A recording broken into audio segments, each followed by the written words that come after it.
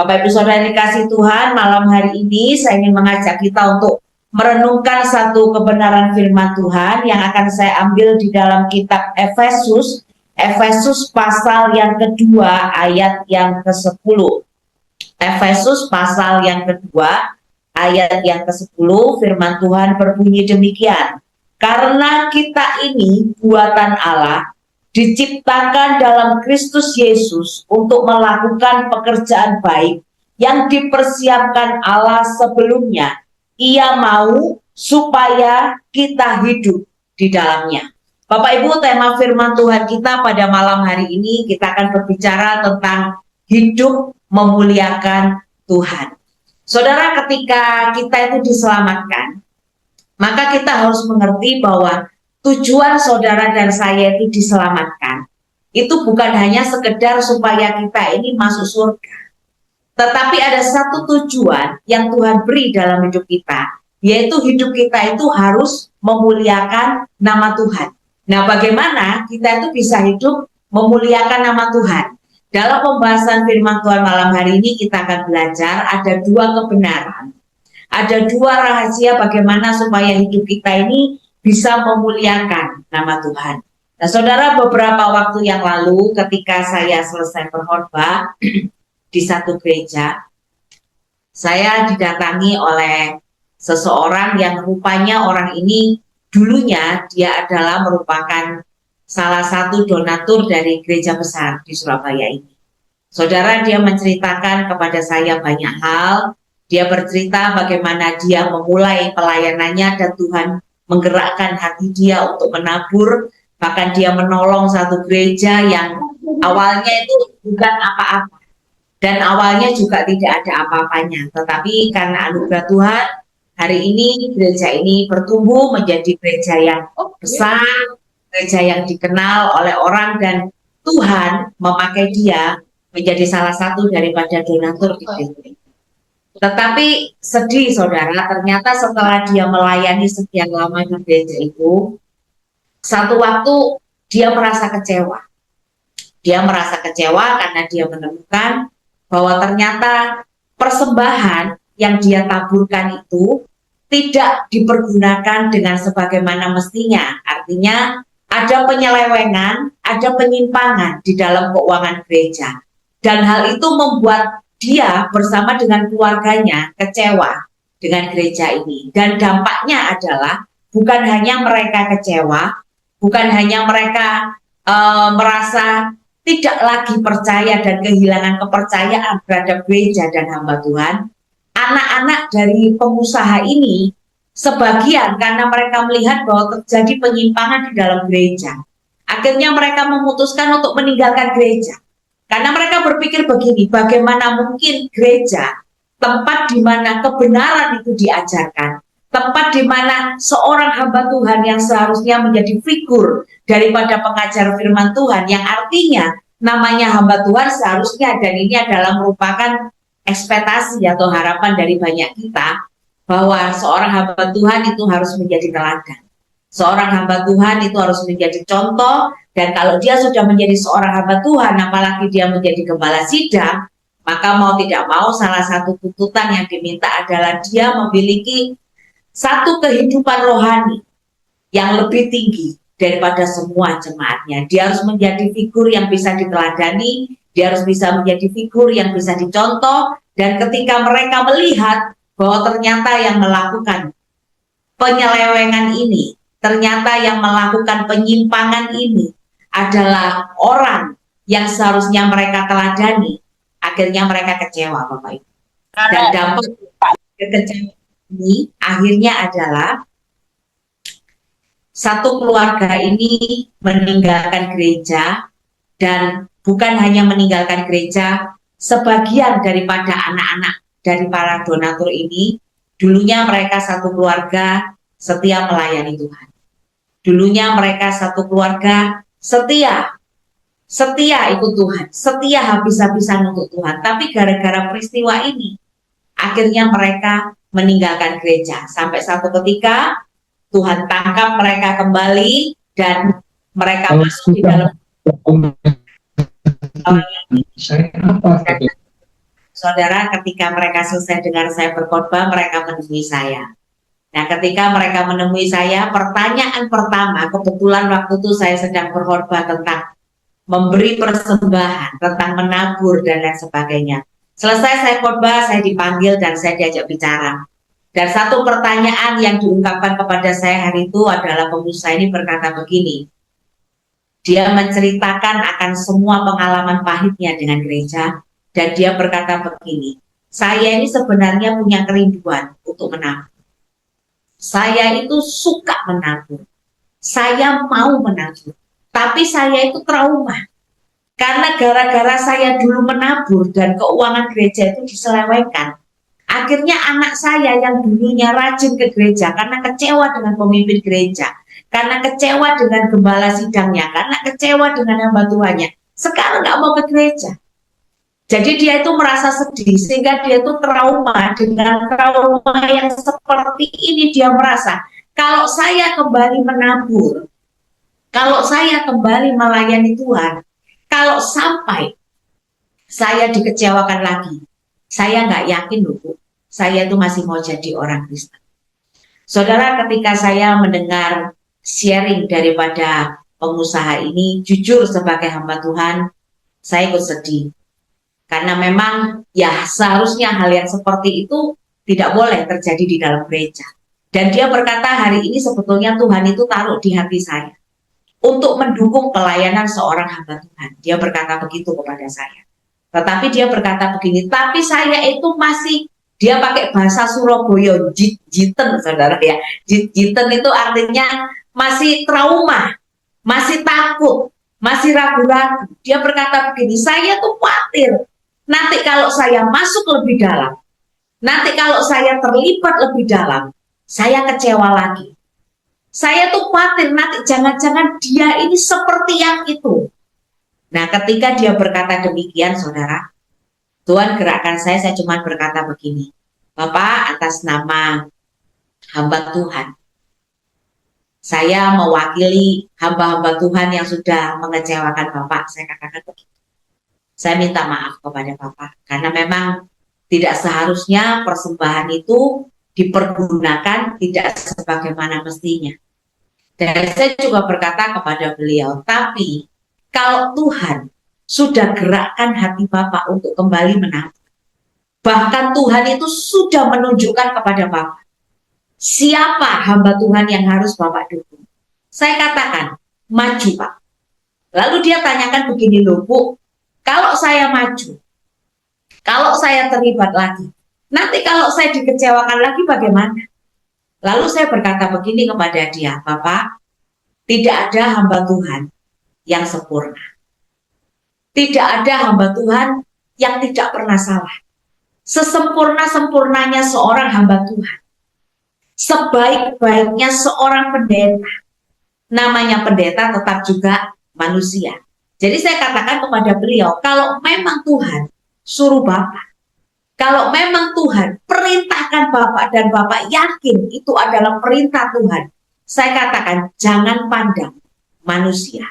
Jangan lihat keadaan, jangan lihat situasi. Saya berkata, tidak ada garansi Pak, orang tidak akan mengecewakan Bapak lagi.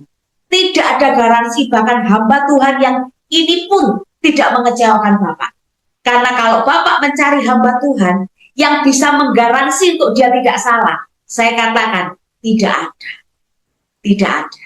Karena kita ini masih tinggal di dunia. Kita tinggal di dunia yang berdosa. Otomatis kita itu rentan sekali jatuh di dalam dosa. Jadi saya berkata, kalau Bapak mau melakukan kehendak Tuhan, kalau Bapak mau melakukan perintah Tuhan, saya cuma katakan, lakukan itu karena Tuhan. Jangan melihat manusia, jangan melihat keadaan, jangan melihat situasi. Karena kalau kita melihat akan keadaan di sekeliling kita, maka kita akan punya 1001 macam alasan untuk kita tidak melakukan kehendak Tuhan.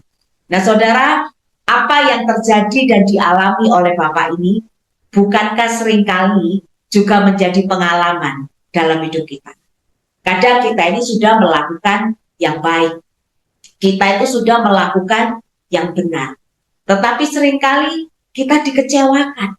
Seringkali kita ini dibuat patah hati, seringkali kita ini dibuat marah. Lalu kalau kita diperhadapkan dengan situasi yang seperti demikian, pertanyaannya apakah kita akan berhenti melakukan sesuatu yang baik? Saudara, tentu demikian.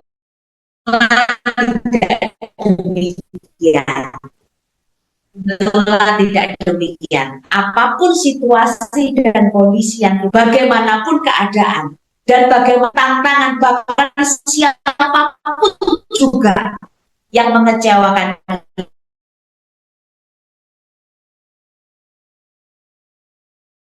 kita. Panggilan hidup memuliakan itu adalah atau tidak memuliakan Tuhan itu tidak tergantung kepada situasi. Kalau kita adalah orang yang mencintai Tuhan, maka kita tidak punya alasan untuk kita tidak memuliakan Tuhan. Loh Bu, nanti bakalan mengecewakan. Tidak masalah. Orang boleh mengecewakan kita, sekeliling kita boleh mengecewakan kita. Tapi kita harus ingat satu hal, bahwa Tuhan yang kita layani, Tuhan yang kita sembah, itu Tuhan yang tidak pernah mengecewakan kita. Nah Bapak Ibu, kalau kita tahu kita punya Tuhan yang tidak pernah mengecewakan kita, maka seharusnya kita tidak boleh berhenti untuk hidup kita memuliakan Tuhan. Nah, malam hari ini dari terang firman Tuhan, kita belajar ada dua kebenaran. Bagaimana sih kita ini bisa hidup memuliakan Tuhan? Pasal 2 ayat yang ke-10, saudara, bagian firman Tuhan ini dimulai dengan kata, karena kita ini buatan Allah. Saudara tolong garis bawahi dulu kata kita ini buatan Allah. Ayat ini dimulai dengan kata karena. Kalau ada kata karena, ini adalah sebuah kata penghubung yang menjelaskan akibat dari terjadinya sesuatu. Contoh, saya kehujanan, maka saya sakit. Karena saya kehujanan, maka saya sakit. Nah, ini kebetulan ini musim hujan ya. Tadi saya dalam perjalanan pulang, dalam perjalanan ke gereja, kembali ke gereja, saya kena hujan, saudara ya. Jadi hujan sangat deras sekali di tengah kota Surabaya dan cuacanya nggak enak. Nah, karena hal itu, kita bisa saja sakit, kita bisa saja tidak enak badan, kita bisa saja ngantuk, ya kan? Kita bisa saja malas lah untuk ikut ibadah lagi. Nah, itu karena. Nah, Alkitab berkata, karena kita ini buatan Allah. Alkitab dengan jelas menyatakan, saudara dan saya ini ada di dunia ini. Saudara tolong garis bawah ini, kita ini ada karena Tuhan. Ketika Alkitab berkata, engkau dan saya, kita ini buatan Allah, made by God. Dengan jelas Alkitab berkata, asalmu dan asalku, kejadianmu dan kejadianku, keberadaanmu dan keberadaanku, ini tidak terjadi dengan sendirinya. Ini harus kita pahami dulu. Kenapa kita ini harus hidup memuliakan Tuhan? Alkitab dengan jelas menyatakan kita ini harus sadar, ini nomor satu, saudara dan saya ini milik Tuhan. Namanya kita ini buatan Tuhan, made by God, God's creation. Kita ini diciptakan oleh Tuhan. Jadi manusia, Alkitab berkata penciptaan manusia, ini adalah penciptaan yang paling agung, penciptaan yang paling mulia, penciptaan yang paling baik dari semua ciptaan yang ada di muka bumi. Makanya Alkitab berkata, kalau Anda lihat di dalam terjemahan yang lain, manusia itu dikatakan masterpiece of God. Karya Tuhan yang unggul, karya Tuhan yang spesial. Ketika Tuhan menciptakan dunia ini, hari yang pertama sampai dengan hari yang kelima, semua Tuhan ciptakan dan Tuhan cuma berkata, baik. Tetapi ketika Tuhan ciptakan manusia, Bapak Ibu, di hari yang keenam, ini sangat penting sekali kita mengerti. Alkitab berkata ketika Tuhan lihat manusia, Tuhan berkata, sungguh amat sangat baik. Dan penciptaan manusia itu berbeda dengan ciptaan yang lain. Bukan hanya kita itu dikatakan sungguh amat sangat baik. Kenapa? Karena manusia ini kejadiannya ajaib. Ketika kita itu dibentuk dari debu tanah, Alkitab berkata Allah itu menghembusi kita dengan nafasnya. Dan ini adalah hal yang dia tidak lakukan kepada ciptaan yang lain. Ketika Tuhan ciptakan monyet, Tuhan cuma berkata monyet jadi. Ketika Tuhan ciptakan jerapah, Tuhan berkata jerapah jadi. Tapi ketika Tuhan ciptakan manusia, itu berbeda. Tuhan ciptakan benda penerang yang begitu spektakuler, Tuhan cuma berkata matahari jadi, bulan jadi, bintang jadi, dan jadi.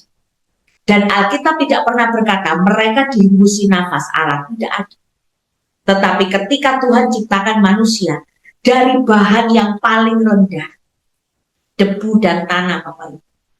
Tapi debu dan tanah yang tidak berharga, Alkitab katakan kita dihembusi oleh nafas Allah. Dan dengan tangan Allah, dia membentuk manusia itu serupa dan segambar dengan dia. Ini adalah keistimewaan ciptaan Tuhan. Itu sebabnya Alkitab berkata kita ini buatan Allah. Manusia tidak terjadi dengan sendirinya. Kita ini ada Bapak Ibu di dunia ini bukan terjadi karena kehendak manusia. Bukan karena papa dan mama kita yang mengadakan kita, tidak. Mereka cuma sarana saja. Tetapi sesungguhnya setiap pribadi yang ada di sini, setiap pribadi yang ada di muka bumi ini, sungguh-sungguh terjadi itu karena kehendak Tuhan. Dan diciptakan Tuhan dengan spesial, diciptakan Tuhan dengan begitu detail, diciptakan Tuhan dengan begitu luar biasa. Sehingga Alkitab dengan tegas berkata, kita ini adalah buatan Allah. Saudara, ketika kita menyadari akan kebenaran ini,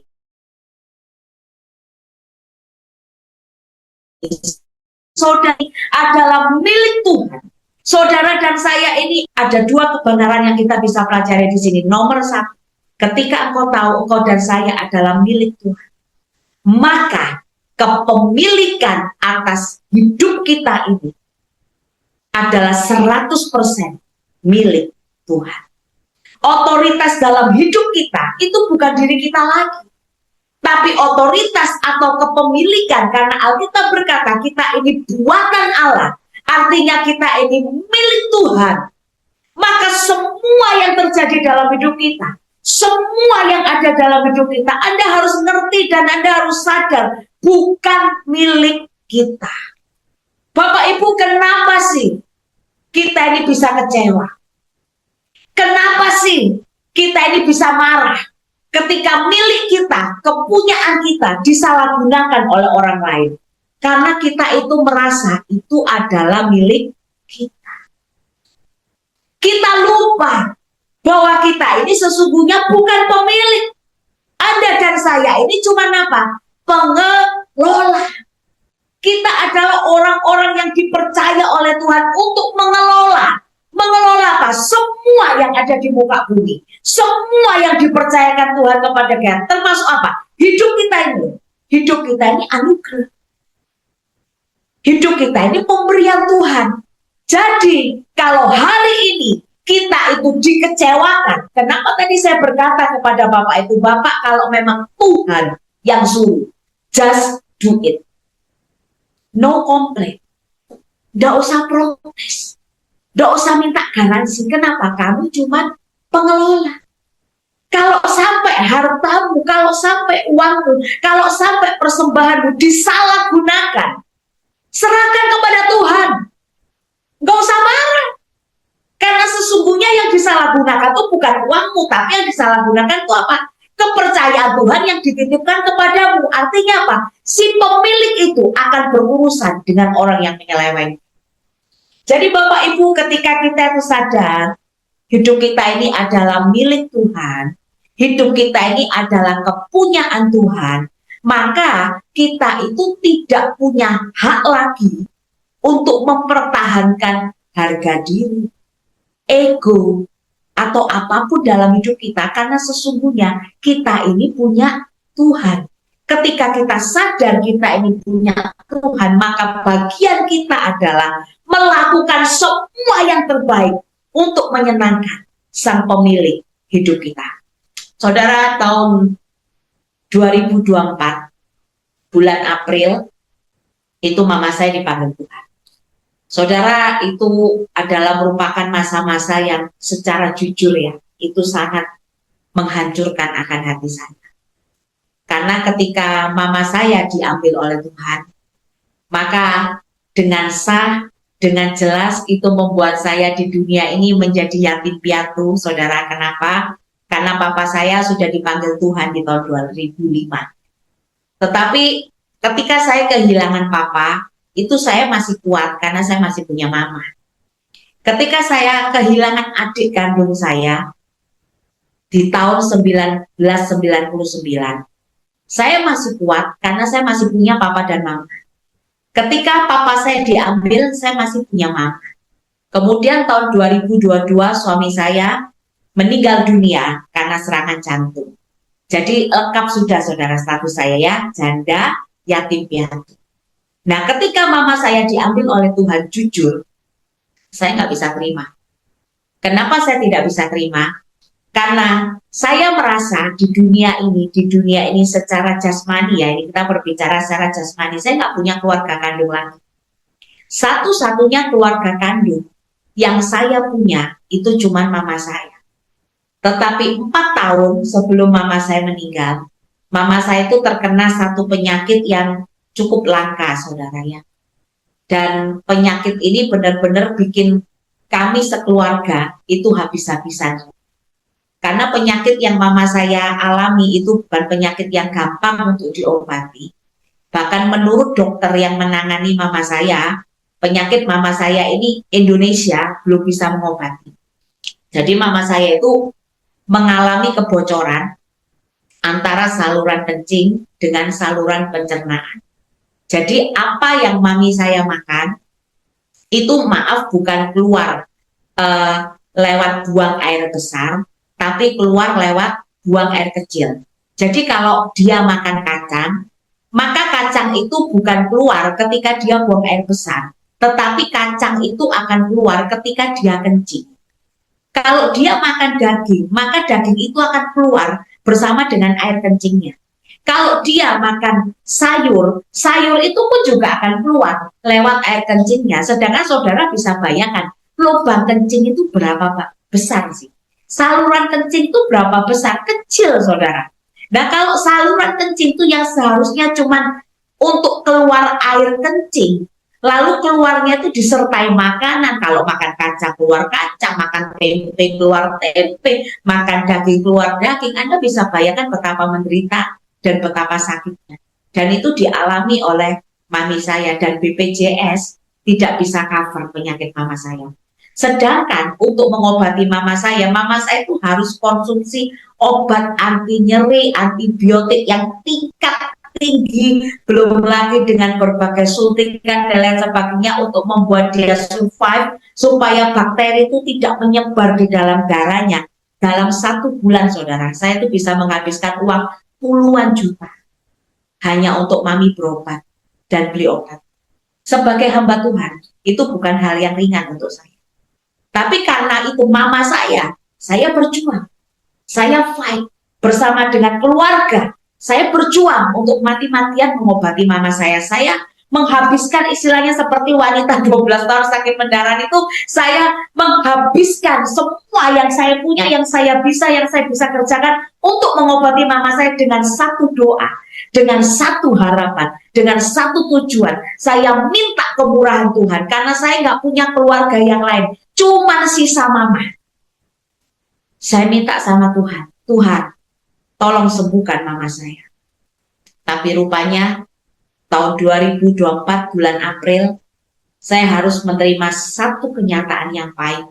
Mama saya dipanggil Tuhan. Dan saat itu yang membuat saya betul-betul sangat menyesal dan hati saya itu sakit, saudara.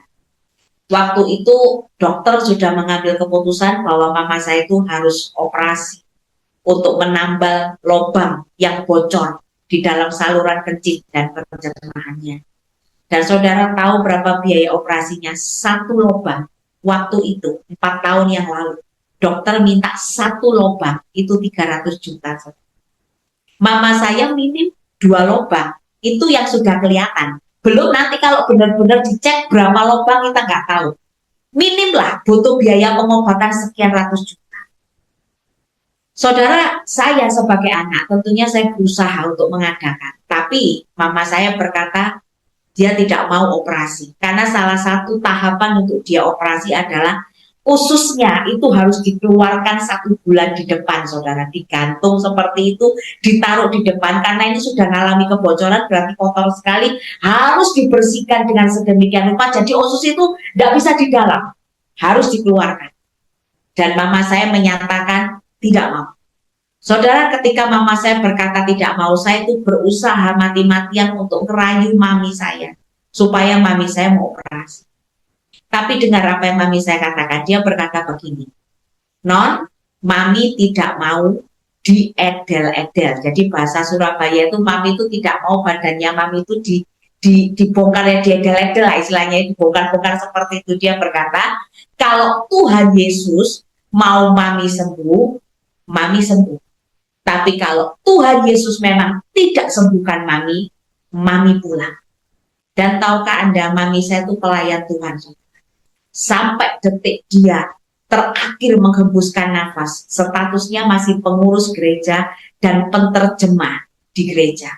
Dia orang yang sangat setia melayani Tuhan. Tentu saja kita ini banyak terima janji tentang kesembuhan, kita banyak terima janji tentang pemulihan, dan saya pun sebagai hamba Tuhan, saya sering melayani. Kadang-kala Tuhan pakai saya ketika saya doakan orang bisa sembuh. Ketika saya melayani orang bisa dipulihkan. Tapi hari itu saya sudah beriman sungguh-sungguh bersama dengan keluarga dan mami saya, kami beriman Tuhan Yesus sanggup sembuhkan. Tapi ternyata kehendak Tuhan lain. 29 April 2024, setelah mama saya 5 hari opname di rumah sakit, saudara, Tuhan bawa mami saya pulang. Saya kaget, saya shock, saya nggak bisa terima. Waktu itu saya marah betul dengan Tuhan dan saya katakan begini, Tuhan, karena Engkau tidak tolong saya, karena Engkau tidak sembuhkan mami saya, karena Engkau tidak dengar doa saya putuskan saya tidak mau lagi melayani Tuhan. Kenapa? Saya beriman, saya percaya. Saya lihat mama saya percaya kepada Tuhan, tapi sepertinya iman itu kok nggak ngerjain apa-apa, malah mama saya meninggal. Saudara, waktu itu dengan hancur hati, saya berkata, saya tidak mau lagi khotbah. Saya batalin, saudara, beberapa khotbah saya. Saya merasa saya tidak kuat lagi untuk berdiri. Saya begitu down, saya begitu kecewa, saya begitu putus asa. Tapi saudara tahu, Tuhan kita itu Tuhan yang baik. Tuhan kita itu tidak seperti manusia. Tuhan mengizinkan saya ada di masa kedukaan. Dan Tuhan itu Tuhan yang mengerti. Waktu itu dengan segala sungut-sungut, dengan segala kemarahan, dengan segala kekecewaan, saya tetap doa, saya tetap ke gereja, tapi saya nggak mau melayani. Tapi Tuhan nggak tinggalkan saya. Berkali-kali melalui firman Tuhan, melalui pujian, melalui kata-kata hikmat, melalui apa saja, Tuhan itu berbicara kepada saya. Dan akhirnya saya dikasih 1 ayat, saudara. Mari kita baca bersama malam hari ini di dalam Roma, pasal 14 ayat yang ke-8. Roma 14 ayat yang ke-8, firman Tuhan berkata begini, sebab jika kita hidup untuk Tuhan.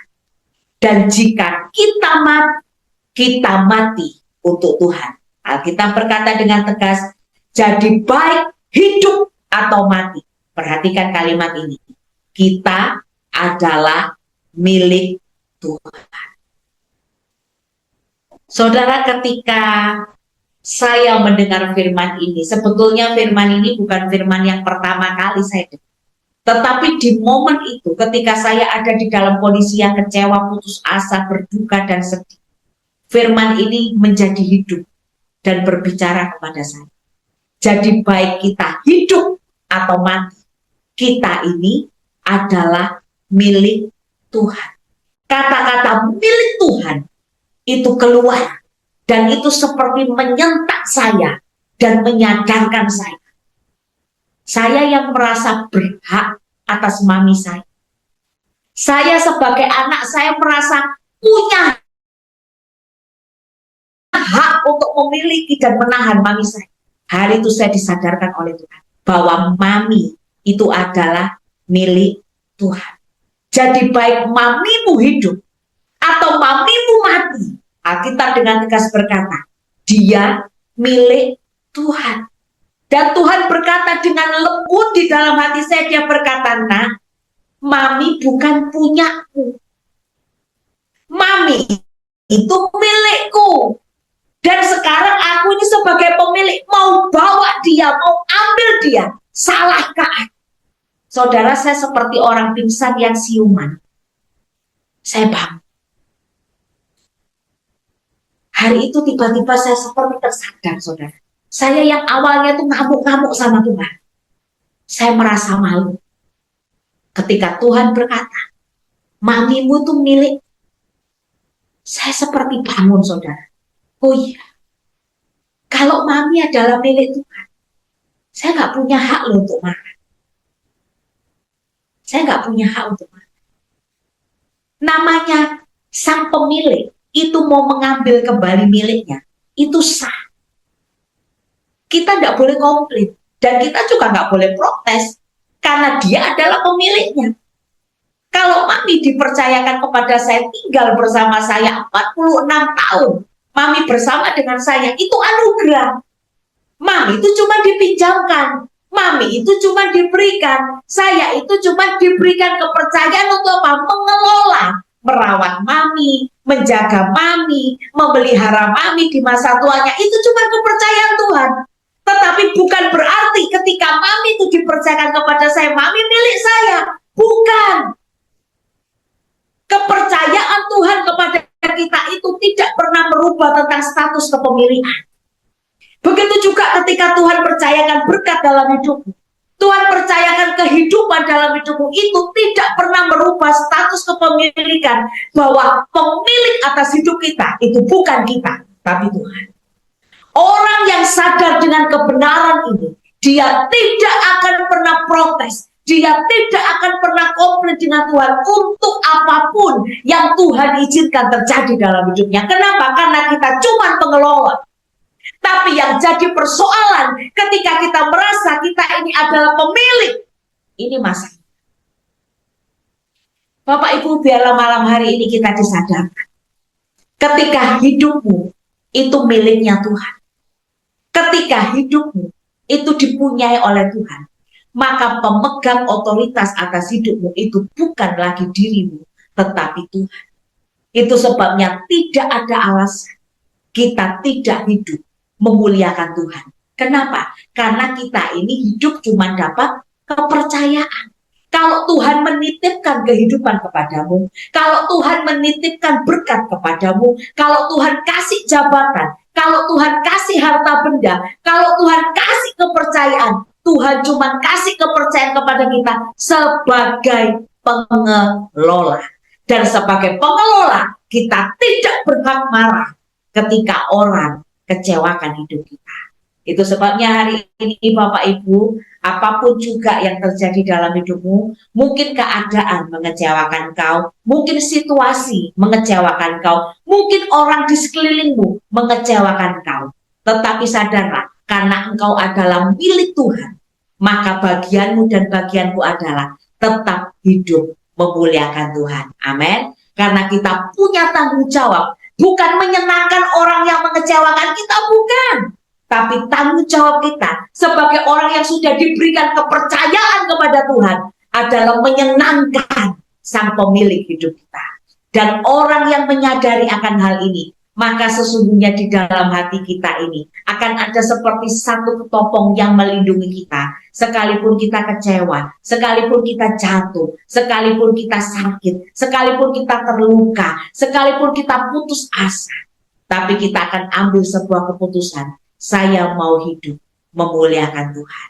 Amin. Hari ini apapun situasi dan kondisi dalam hidupmu, ambil keputusan, saya mau memuliakan Tuhan. Dan orang yang sadar bahwa dirinya adalah milik Tuhan, dia bukan cuma sadar bahwa kepemilikan atas hidupmu itu adalah milik Tuhan, tapi yang nomor 2 ini penting untuk kita mengerti. Orang yang sadar hidupnya dimiliki oleh Tuhan, Bapak Ibu, maka sadarlah ini adalah sebuah jaminan Tuhan atas hidup kita. Amin.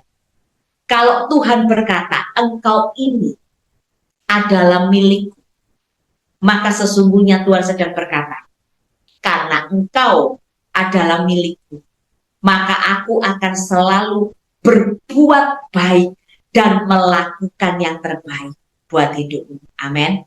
Tidak ada orang itu yang berbuat jahat terhadap miliknya sendiri. Saudara nangkep maksud saya? Kalau hari ini kita merasa pasangan kita itu adalah milik kita, kalau pasangan orang lain kita nggak peduli. Kenapa? Milik orang. Tapi terhadap pasangan kita, kita akan selalu berbuat baik. Alasannya cuma satu, dia milik kita. Kita berbuat baik kepada anak kita, karena dia anak siapa? Anakku. Dia anak kita, bukan anak orang lain. Karena dia anakku, karena dia milikku, maka aku akan berbuat baik kepadanya. Saudara, kalau kita pelihara anjing, saya punya 4 anjing di rumah saya yang sangat nakal, sangat manja, merepotkan, tapi saya sayang sama mereka. Kalau nggak ada mereka, sepi. Kenapa saya berbuat baik sama mereka? Sekalipun mereka nakal, sekalipun mereka usil, sekalipun mereka banyak tingkahnya, jawabannya cuma satu, karena mereka milik saya. Saudara, ketika kau sadar hidupmu itu dimiliki oleh Tuhan, ini adalah sebuah jaminan yang Tuhan kasih dalam hidupmu. Nah, karena engkau adalah milik aku sebagai Bapakmu, aku akan melakukan semua yang terbaik untuk hidupmu. Itu sebabnya hari ini apapun juga yang terjadi dalam hidupmu, sebesar apapun juga masalah yang kau hadapi oleh dalam hidupmu, badai sekacau apapun juga yang terjadi dalam hidupmu, dengar, ketika engkau sadar engkau adalah milik Tuhan, Yesus akan selalu ada bersama engkau. Dia akan selalu ada untuk membela saudara, mempertahankan saudara, membuat engkau tetap kuat di dalam segala hal, dan kasih karunia-Nya itu cukup buat hidupmu. Tuhan yang memiliki hidup kita, Dia tidak akan pernah meninggalkan kita. Itu sebabnya saudara, kita tidak boleh memakai pengalaman kita yang buruk, ya, keadaan kita yang buruk, situasi kita yang buruk itu untuk mengukur kebaikan Tuhan. Kita tidak bisa menilai pengalaman hidup kita itu untuk menjadi landasan untuk kita tuh menilai firman Tuhan. Firman Tuhan itu iya dan amin. Firman Tuhan itu absolut. Apapun yang dikatakan oleh firman Tuhan itu adalah sebuah kebenaran. Kalau dia berkata engkau itu adalah milik Tuhan, maka dengar, apapun juga yang terjadi dalam hidupmu hari ini, itu tidak pernah rubah kebenaran firman bahwa engkau dan saya adalah milik Tuhan. Situasimu yang buruk itu tidak pernah merubah statusmu bahwa engkau adalah milik Tuhan. Dan kalau engkau percaya engkau adalah milik Tuhan, maka engkau harus percaya janji Tuhan, Dia Tuhan yang setia, Dia Tuhan yang tidak pernah meninggalkan kita, Dia Allah yang Immanuel, yang selalu ada dalam kegagalan kita, ada dalam kesukaan kita, ada dalam kesukaan kita dan keberhasilan kita, ada dalam kondisi yang baik, ada dalam kondisi yang tidak baik. Dia Allah yang tetap selalu ada bersama dengan kita. Kalau Allah itu selalu ada bersama dengan kita, apa yang perlu kita takutkan dalam hidup ini? Sesulit apapun kondisi hidupmu, percayalah, Sang pemilik hidupmu itu tidak akan pernah membiarkan pencobaan-pencobaan yang melampaui kekuatan. Itu janji Tuhan. Itu sebabnya hari ini Bapak Ibu, kuatkan hati. Kalau engkau sudah tidak bisa bertahan lagi menghadapi situasi dan kenyataan dalam hidupmu, hadapkan semua kembali kepada Tuhan. Dia, sang pemilik hidupmu, itu tidak akan pernah membiarkan saudara. Yang kedua dan terakhir, apa yang harus kita lakukan? Apa yang menjadi alasan kenapa kita tuh harus memuliakan Tuhan? Nomor satu tadi, kita harus sadar bahwa kita ini adalah milik Tuhan, maka dalam kondisi apapun kita harus hidup memuliakan Tuhan, tidak ada alasan. Yang kedua, perhatikan kalimat selanjutnya. Alkitab berkata begini, karena kita ini buatan Allah. Tidak stop di situ. Kalimat selanjutnya berkata, diciptakan Yesus, garis bawahi kalimat ini, lakukan kerjaan baik, persiapkan alamnya. Garis bawahi kata melakukan, disiapkan. Anda harus mengerti dalam firman ini. Ketika ciptakan kita, Tuhan itu tidak ciptakan kita tanpa tujuan. Ketika Tuhan ciptakan kita, Tuhan itu tidak cuma menjadikan kita ini ada, tapi satu alasan kenapa kita ada di dunia ini. Firman berkata dengan jelas, untuk melakukan pekerjaan baik. Bahkan sebelum kita ada, kita berkata itu sudah disiapkan oleh Allah sebelumnya, supaya kita melakukan. Kita berkata, kita ini diciptakan untuk sebuah tujuan. Tujuannya apa? Melakukan perbuatan baik. Dan Alkitab dengan jelas berkata, Tuhan itu mau kita hidup di dalamnya. Jadi kenapa kita ini harus hidup memuliakan Tuhan? Karena kita harus sadar akan sebuah kebenaran, bahwa kita itu dipanggil untuk melakukan pekerjaan baik. Jadi Bapak Ibu, tidak ada alasan sekalipun situasi kita ini buruk, sekalipun keadaan kita ini buruk, kita harus melakukan yang buruk. Kita tidak bisa mencegah masalah itu terjadi dalam hidup kita. Kita tidak bisa mencegah orang yang mengecewakan. Kita tidak bisa mencegah keadaan yang tidak baik. Kita tidak bisa mencegah. Sebaik-baiknya kita mengatur hidup. Sebaik-baiknya kita menata hidup. Bukan berarti kita tidak bisa kecewa. Tetapi ketika kita diperhadapkan oleh situasi yang tidak baik, di situ Tuhan memberikan sebuah tantangan untuk kita. Maukah engkau tetap berbuat baik?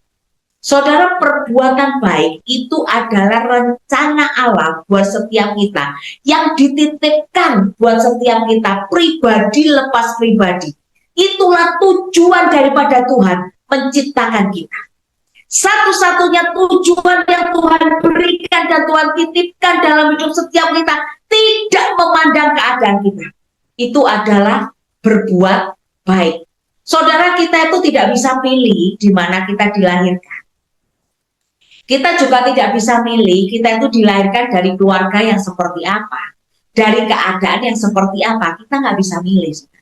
Kita mungkin lahir di keluarga baik-baik, di keluarga yang terhormat, di keluarga yang terpandang. Tapi mungkin ada sebagian kita yang mungkin lahir di tengah-tengah keluarga yang tidak baik. Bahkan mungkin Anda dari keluarga teroris atau apa, whatever lah. Tapi artinya kita itu nggak bisa memilih di mana kita melahirkan.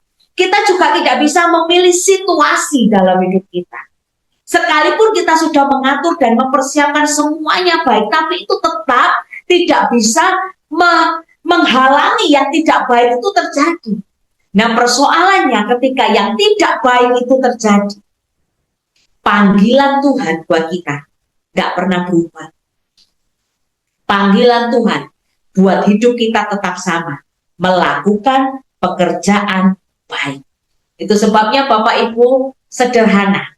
Ketika saya ditanya begini, apa sih cirinya orang Kristen yang sejati?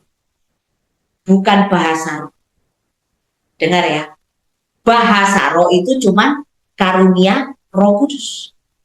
Orang itu diukur dia orang yang sungguh-sungguh rohani atau tidak bukan dari bahasa roh. Percuma Anda berbahasa roh, tapi mulutmu cuma berbahasa roh ketika dalam doa. Selesai kau ibadah, selesai kau berdoa, bahasanya berbeda. Tapi satu ciri yang menandai orang itu sungguh-sungguh bertobat atau tidak adalah apakah ada buah roh di dalam kehidupan. Apakah ada perbuatan baik di dalam kehidupannya. Perbuatan baik itu adalah tanda orang itu benar-benar diselamatkan. Tanda orang itu benar-benar percaya. Saudara berbicara tentang karunia Roh Kudus, itu berbicara tentang kuasa. Tetapi berbicara tentang buah roh, itu berbicara tentang karakter. Dan efek daripada orang yang percaya, itu bukan hanya engkau hidup dalam kondisi dekat Tuhan. Contoh seperti malam hari ini ketika kita berkumpul di sini, kita sedang dekat dengan Tuhan. Kenapa? Kita sedang ada di dalam posisi ibadah. Tetapi ketika engkau beribadah kepada Tuhan, itu baru salah satu tanda engkau orang percaya. Tetapi tanda yang lainnya, yang paling penting yang harus ada dalam hidupmu, bukan cuma engkau ada dalam posisi dekat Tuhan. Orang percaya harus hidup dekat Tuhan. Tapi orang percaya harus bisa dirasakan buahnya, harus bisa dilihat bukti imannya. Dari mana? Perbuatan baik. Karena iman yang benar itu adalah iman yang melahirkan perbuatan baik. Saudara, kita ini bukan berbuat baik untuk selamat. Saudara harus mengerti ini. Tapi kita sudah tidak punya waktu untuk membahas ini ya, ini terlalu panjang, nanti mungkin di dalam waktu yang lain. Tapi dengar baik. Kita ini kalau berbuat baik, itu adalah bukan untuk selamat, tapi karena kita sudah diselamatkan. Jadi jangan pernah melakukan apapun untuk mendapatkan keselamatan, nggak bisa saudara. Semakin Anda melakukan sesuatu untuk mendapatkan selamat, Anda nggak akan selamat. Karena apa? Keselamatan itu adalah kasih karunia. Keselamatan itu adalah pemberian Tuhan. Tapi apa bukti dari kita ini diselamatkan? Buktinya yaitu apa? Tuhan melihat, menemukan buah dalam kehidupan kita. Ketika orang lihat kita, sudahkah orang melihat sesuatu yang baik dalam hidup? Bukankah ketika engkau ada di dunia ini, Tuhan berkata, jadilah garam dan terang dunia. Bagaimana engkau jadi garam dan terang dunia? Hanya dengan engkau melakukan perbuatan baik. Nah saudara, ketika kita menyadari bahwa hidup kita ini dipanggil, tujuan kita ini diciptakan untuk melakukan perbuatan baik, dan Tuhan itu mau kita tinggal di dalamnya. Itulah alasan satu-satunya buat kita tetap hidup memuliakan Tuhan. Ketika kau berhadapan dengan keadaan yang tidak baik, tetaplah melakukan yang baik. Ketika kau bertemu dengan orang yang tidak baik, tetaplah menjadi orang yang baik. Ketika aku ketemu dengan kondisi yang tidak baik, tetaplah menjadi pribadi yang baik. Ketika engkau mengambil keputusan, saya mau menjadi orang yang baik, dengan demikian hidupmu memuliakan Tuhan. Amin. Hari ini ambil keputusan Tuhan. Apapun yang terjadi dalam hidupku, saya mau hidup memuliakan Tuhan. Amin. Tuhan memberkati kita semua.